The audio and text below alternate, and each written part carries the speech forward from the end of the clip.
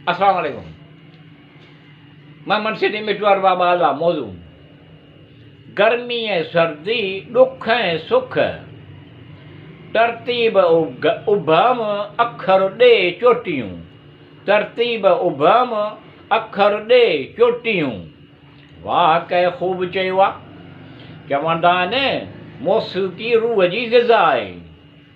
चवंदा आहिनि राग रूहानी बराबरि आहे। साज़ सारंगी सुरंडो डफ कमाटियो बेन चंग।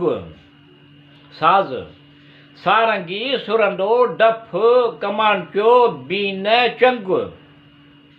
टुटारो टरी टुटारी करना शरना ईअं आहे। चवंदा आहिनि वाह कै ख़ूब चयो आहे। चवंदा आहिनि मौसीक़ी रूह जी ग़िज़ा आहे। चवंदा आहिनि राग रूहानी बराबरि आहे। साज़ रबाब पकवाज़ बैंसरी मुरली डुक्कड़ बाजो। साज़ रबाब पकवाज़ बैंसरी मुरली डुक्कड़ बाजो। साज़ी साज़ वॼाईंदड़ तंबूरो ढोल यकतारो चपड़ी ईअं आहे। वाह कै ख़ूब चयो आहे। चवंदा आहिनि मौसीक़ी रूह जी ग़िज़ा आहे। चवंदा आहिनि राग रूहानी बराबरि आहे। आवाज़ जे हेठाई मथाई सतनि दर्जनि में विरायलु आहे। आवाज़ जे हेठाई मथाई सतनि दर्जनि में विरायलु आहे।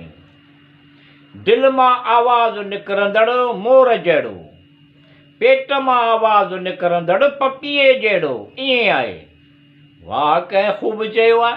चवंदा आहिनि मौसीक़ी रूह जी ग़िज़ा आहे। चवंदा आहिनि राग रूहानी बराबरि आहे। छातीअ मां आवाज़ निकिरंदड़ रिढ जहिड़ो, मैदे मां आवाज़ निकिरंदड़ कुकड़ जहिड़ो। छातीअ मां आवाज़ निकिरंदड़ रिढ जहिड़ो, मैदे मां आवाज़ निकिरंदड़ कुकड़ जहिड़ो ईअं आहे। वाह कै ख़ूब चयो आहे। चवंदा आहिनि मौसीक़ी रूह जी ग़िज़ा आहे।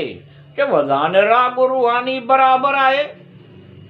कलब मां आवाज़ निकिरंदड़ कोयल जहिड़ो, कलब मां आवाज़ निकिरंदड़ कोयल जहिड़ो। गले मां आवाज़ निकिरंदड़ ॾेॾर जहिड़ो, गले मां आवाज़ निकिरंदड़ ॾेॾर जहिड़ो। दिमाग़ मां आवाज़ निकिरंदड़ हाथीअ जहिड़ो ईअं आहे। वाह कै ख़ूब चयो आहे। चवंदा आहिनि मौसीक़ी रूह जी ग़िज़ा आहे।